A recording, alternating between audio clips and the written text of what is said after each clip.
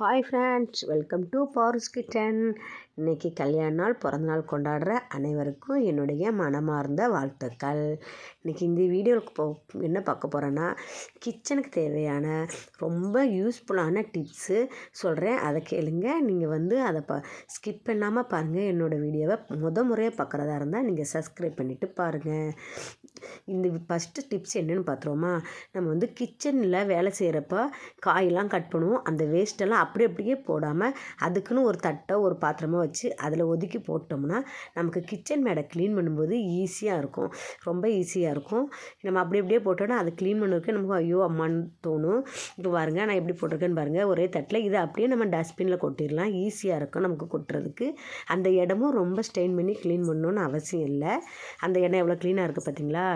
எல்லா குப்பையுமே டக்குன்னு நம்ம அந்த ஒரு இப்போ நான் தட்டு வச்சுருக்கேன். நீங்கள் அது மாதிரி ஒரு கவர் கூட வச்சுக்கலாம். வேஸ்ட்டான கவரு இல்லாட்டி ஒரு டப்பாவோ ஏதோ ஒன்று வச்சுக்கலாம். அவங்கவுங்களுக்கு என்ன ஈஸியாக தோணுதோ அதை வச்சுக்கிங்க. அப்படி வச்சு நீங்கள் போட்டிங்கன்னா கிச்சன் மேடை க்ளீன் பண்ணுறப்ப ரொம்ப ஈஸியாக இருக்கும். இந்த டிப்பு பிடிச்சிருந்தா ஒரு லைக் பண்ணுங்கள். அடுத்து நெக்ஸ்ட் டிப்பு என்னன்னு பார்ப்போமா? வாங்க. நெக்ஸ்ட் டிப்பு நம்ம சிக்கன் கிரேவிலாம் பண்ணுவோம். சிக்கன் கிரேவி பண்ணும்போது திடீர்னு பார்த்தா நமக்கு அது எப்படி தான் நம்ம சமைச்சாலும் திடீர்னு பார்த்தா தண்ணி அதிகமான ஆகிடும். கெட்டியாக இல்லைனா சிக்கன் கிரேவி அவ்வளோ டேஸ்ட் நல்லா இருக்காது. அதனால் நம்ம அப்போ சிக்கன் கிரேவி ரொம்ப தண்ணி ஆயிடுச்சுன்னா ஒரு ஸ்பூன் கார்ன்ஃப்ளவர் மாவு எடுத்துக்கோங்க. ஒரு ஸ்பூன் போதும், நிறைய வேண்டாம். ஒரு ஸ்பூன் நம்ம குழம்புக்கு தகுந்த மாதிரி நான் கொஞ்சமாக ஒரு கிரேவி வச்சனால ஒரு ஸ்பூன் வச்சுருக்கேன். அது லைட்டாக கொஞ்சமாக தண்ணி ஊற்றி நல்லா கரைச்சிக்குங்க. நீங்கள் அளவுக்கு தகுந்த மாதிரி ஊற்றிக்கிடுங்க. நீங்கள் நிறைய கிரேவி செய்கிற மாதிரி இருந்தால் ஒரு ஸ்பூன் போட்டுக்கலாம். நான் கொஞ்சம் தான் செய்கிறேன், அதனால் ஒரு ஸ்பூன் மட்டும் எடுத்துருக்கிறேன். அதை நல்லா கிரேவியில் ஊற்றி நல்லா சிம்மில் வச்சு 2 கொதிக்க விடுங்க. கிரேவி நல்லா செம கெட்டியாகிடும். டேஸ்ட்டும் நல்லா சூப்பராக இருக்கும்.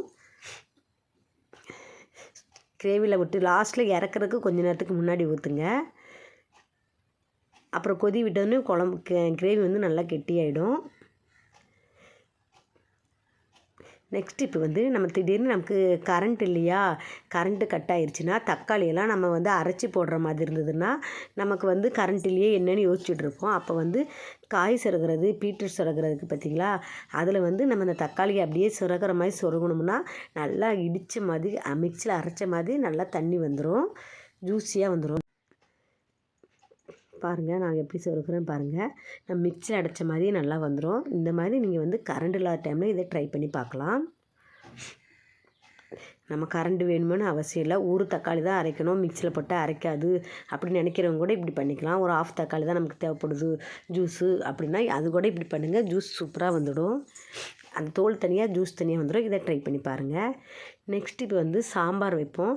நம்ம எல்லா காயை போட்டு சாம்பார் வச்சாலும் திடீர்னு நம்ம சாம்பார் வைக்கிறப்ப எப்படியோ புளி கொஞ்சம் அதிகமாகிடும். நிறைய நம்ம இப்படி பக்குவமாக வச்சாலும் ஒவ்வொரு நாள் உப்பு அதிகமாகும், ஒவ்வொரு நாள் புளி அதிகமாகும்.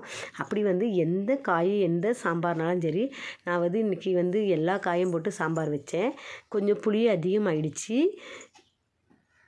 எந்த காய் சாம்பார்னாலும் ஓகே. அப்போ நம்ம அதை இறக்குறப்ப சாம்பாரில் நம்ம ரெடி பண்ணிவிட்டு அதை இறக்குறப்ப கொஞ்சோண்டு வெல்லம் மட்டும் சேர்த்துக்குங்க. வெல்லம் சேர்த்திங்கனாலே போதும். சாம்பார் அந்த புளிப்பு டேஸ்ட் இல்லாமல் செம டேஸ்ட்டாக இருக்கும். அந்த புளிப்பு டேஸ்ட்டே நமக்கு புளிப்பு அதிகமானதே தெரியாது. சாம்பாரும் நம்ம ஹோட்டலில் வைக்கிற மாதிரி செம்ம டேஸ்ட் கொடுக்கும். அதனால் கொஞ்சமாக வெல்லம் சேர்த்து பாருங்கள். அதேமாரி இன்னொரு ஐடியா, சாம்பார் ரொம்ப மணமாகவும் ஹோட்டல் சாம்பார் மாதிரி இருக்கணும்னா சாம்பார் இறக்குறப்ப அதில் ஒரே ஒரு ஸ்பூன் நெய் மட்டும் விட்டுருங்க. இது வெல்லம் போடுறேன்.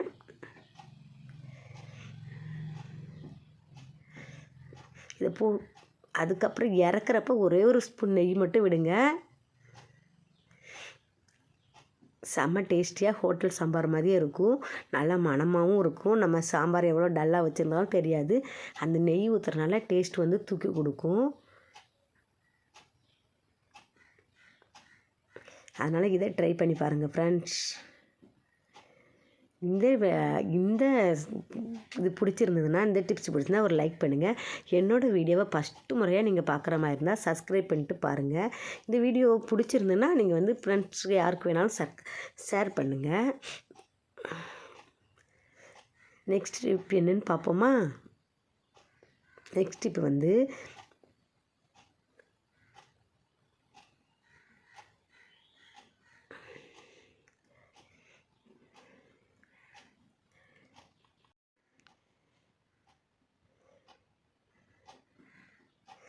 நெக்ஸ்ட் இப்போ வந்து நம்ம காயெல்லாம் கட் பண்ணுவோம். கட் பண்ணும்போது காய் கட் பண்ணுவேன், ஃப்ரூட்ஸ் கட் பண்ணணுன்னு தனித்தனியாக கத்தி வச்சுருப்போம். அந்த நம்ம கத்தியை கட் பண்ணிவிட்டு அப்படியே வச்சுருவோம். அப்படியே வைக்கிறனால வந்து கத்தி வந்து மழுங்கின மாதிரி ஆகிடும். அப்புறம் வந்து அந்த ஷார்ப்னஸ் போயிடும். நம்ம அடுத்து கட் பண்ணுறப்ப ஒரு மாதிரி ஷார்ப்னஸ் இல்லாமல் ஒரு மாதிரி கருப்பாகவும் வரும். நம்ம காயோ பழமோ கட் பண்ணும்போது அப்படி வராமல் இருக்க ஒரே ஒரு சொட்டு தேங்காய் மட்டும் அதில் அப்ளை பண்ணி வச்சு பாருங்கள். நம்ம காயோ ஃப்ரூட்ஸோ கட் பண்ணிவிட்டு அந்த கத்தியில் அதுக்கப்புறம் நீ எவ்வளோ நாள் கழித்து நீங்கள் எடுத்தாலும் அந்த கத்தி வந்து அந்த ஷார்ப்னஸ் போகாமல் சூப்பராக இருக்கும். நான் எப்படி அப்ளை பண்ணுறேன் பாருங்கள், அது மாதிரி பண்ணுங்கள். அப்ளை பண்ணுறது கையை கிரிக்காதுங்க, லைட்டாக போட்டு விட்டாலே போதும். எந்த கத்தினாலும் நீங்கள் போட்டு வைக்கலாம், சில்வர் கத்தியோ இரும்பு கத்தி எதுனாலும் சரி.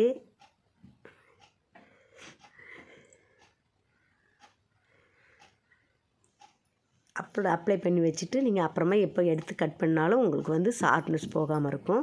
இதை ட்ரை பண்ணி பாருங்கள் ஃப்ரெண்ட்ஸ். நெக்ஸ்ட் இப்போ என்னென்னு பார்ப்போமா? நம்ம கடையிலலாம் தேங்காய் வாங்கிட்டு வந்திருப்போம். ஒரு 1/2 லிட்டரு 1 லிட்டருன்னு அப்படியே வாங்கி வச்சுருப்போம். அதுலேருந்து நம்ம வந்து தலைக்கு தைக்கிறக்காக்க அதுலேருந்து சாய்ச்சினா நம்ம டக்குன்னு சாய்ச்சிறப்ப கீழேயும் கொட்டிடும். இல்லாட்டி வந்து நிறைய ஊற்றிடுவோம், அப்புறம் அது வேஸ்ட்டாக போகும். அப்படி போகாமல் இருக்கிறதுக்கு நம்ம வீட்டில் விம் ஜெல்லாம் வாங்குவோம் பாத்திரம் கழுவுறதுக்கு. அதில் வந்து இந்த மாதிரி டப்பா கொடுப்பாங்க. இந்த மாதிரி டப்பாவில் நீங்கள் வந்து தேங்காய் எண்ணெய் ஊற்றி வச்சு பாருங்கள். நமக்கு லைட்டாக ஊற்றிட்டு அதை ப்ரெஸ் பண்ணுறதுக்கும் ஈஸியாக இருக்கும். ஊற்றி வந்து தேய்க்கிறதுக்கும் செம்ம கம்ஃபர்டபுளாக இருக்கும். அதனால் தேங்காய் எண்ணெய் வந்து நீங்கள் வந்து 1/2 லிட்டரோ 1 லிட்டரு வாங்கினீங்கன்னா இதில் கொஞ்சமாக ஊற்றி வச்சுக்கோங்க. சின்ன பசங்க எடுத்து நமக்கு அவங்களே தேய்க்கிறேன்னு தேய்ச்சிப்பாங்க. அப்படி தேய்க்கிறப்ப கூட கீழே சிந்தாமல் ரொம்ப சேஃப்டியாக இருக்கும் எண்ணெய். நம்மளே ஒவ்வொரு நேரம் தேய்க்கிறப்ப டக்குன்னு கீழே கொட்டிவிடுவோம், இல்லாட்டி எக்ஸ்ட்ரா ஊற்றிடுவோம். ஐயோ எக்ஸ்ட்ரா ஆயிடுச்சுன்னா அதை கீழே கொட்டுற மாதிரி இருக்கும். அப்படி வராமல் இருக்குது இந்த டிப்பை ஃபாலோ பண்ணுங்கள். நெக்ஸ்ட் டிப் என்னென்னு பார்ப்போமா? நம்ம உருளைக்கிழங்கு கத்திரிக்காயெல்லாம் கட் பண்ணுவோம். கட் பண்ணி சும்மா தண்ணியில் போடாமல் வச்சோம்னா கொஞ்சம் நேரத்தில் அது கருத்து போன மாதிரி ஆகிடும். நம்ம உருளைக்கிழங்கு கத்திரிக்காய் எல்லாமே கட் பண்ணும்போது அதை லைட்டாக உப்பு கலந்த நீரில் போடுங்க. லைட்டாக உப்பு போட்டு ரொம்ப விட வேண்டாம், லைட்டாக போட்டு அந்த தண்ணியில் நீங்கள் காயை கட் பண்ணி போடுங்க. காய் அப்படி கருத்து போகாது. நீங்கள் எப்படி கட் பண்ணி போட்டிங்களோ அந்த மாதிரி ஃப்ரெஷ்ஷாகவே இருக்கும். உருளைக்கிழங்கு கத்திரிக்காய் எந்த காய் வேணாலும் நமக்கு கட் பண்ணி போடலாம். நீங்கள்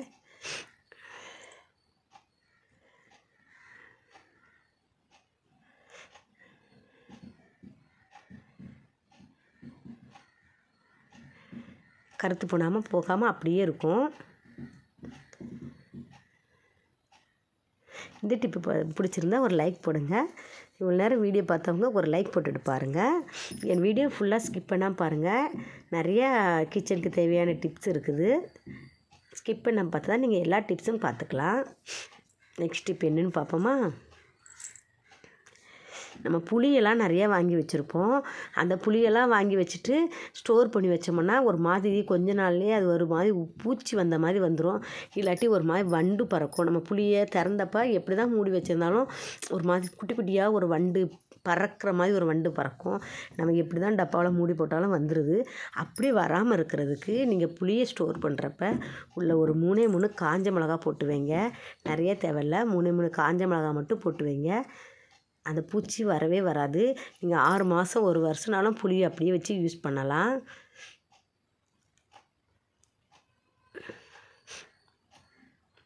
மூணே 3 போட்டால் போதும். நான்லாம் அப்படி தான் போட்டு வச்சுப்பேன். பூச்சி எதுவுமே வராது. 6 மாதம்னாலும் அப்படியே இருக்கும். நெக்ஸ்ட் இப்போ என்னென்னு பார்ப்போமா? எப்போவுமே நம்ம கடையிலேருந்து வாங்கிட்டு வந்த காயெல்லாம் எடுத்து வைப்போம். எடுத்து வைக்கிறப்ப வெங்காயமையும் உருளைக்கிழங்கையும் நீங்கள் ஒன்றா சேர்த்து வைக்காதீங்க.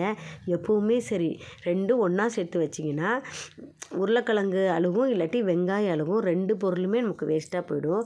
அதனால் எப்போவுமே அது தனித்தனியாக பிரித்து வைங்க. தனியாக அது ஒரு கூடையில் இது ஒரு கூடையில் போட்டு சரி 2 தானே இருக்குது, ஒரே ஒரு உருளைக்கிழங்கு தானே இருக்குன்னு சொல்லி வெங்காயத்தை கூட போட்டுறாதீங்க. அது வந்து வெங்காயத்துக்கு கெடுதல். எல்லாம் நிறைய வெங்காயம் இருந்தால் அது எல்லாமே வேஸ்ட்டாக போயிடும். அதனால் எப்போவுமே ஒரு வெங்காயம் ஒரு உருளைக்கிழங்கு இருந்தால் கூட தனித்தனியாகவே போட்டு வைங்க. இதை ஃபாலோ பண்ணுங்கள். வெங்காயம் உருளைக்கிழங்கு வந்து அழுகி போகிறத நம்ம தடுக்கலாம். நெக்ஸ்ட் டிப் பார்ப்போமா?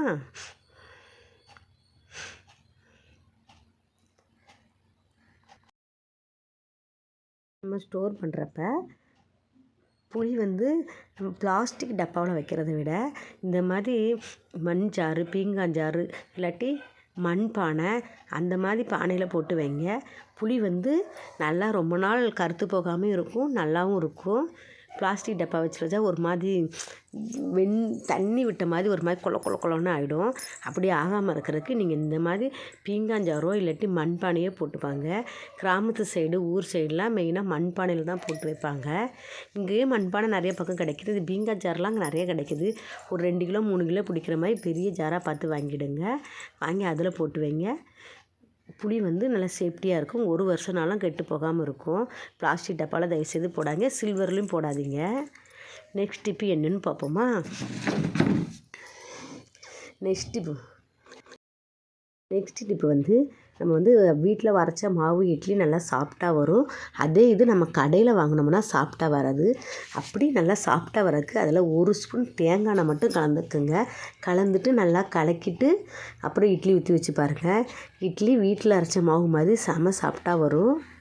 ஆனால் வந்து இட்லி வந்து எப்போவுமே இட்லி வேக வைக்கும்போது தண்ணி நல்லா கொதித்த பிறகு ஊற்றி வைங்க. அப்போ தான் வந்து இட்லி வந்து நம்ம ஊற்றின சேஃப்லேயும் இருக்கும், சாஃப்டாகவும் இருக்கும். இல்லாட்டி அங்கிட்டு இங்கிட்டு வலிஞ்ச மாதிரி ஆகிடும். நம்ம எப்படி ஊற்றுறோமோ அதே மாதிரி சேஃபாக வரணுன்னா கண்டிப்பாக தண்ணி நல்லா கொதித்த பிறகு ஊற்றி வைங்க. எப்போவுமே கொதித்த பிறகு தான் நீங்கள் மாவை எடுத்து ஊற்றணும். அதுக்கு நம்ம முன்னாடியே ஊற்றி வைக்காதீங்க. தண்ணி நல்லா கொதிச்சிருச்சுன்னா அதுக்கப்புறம் இட்லி சூப்பராக நம்ம நீங்கள் எப்படி வச்சிங்களோ அப்படி வரும். செம சாஃப்டாகவும் வரும்.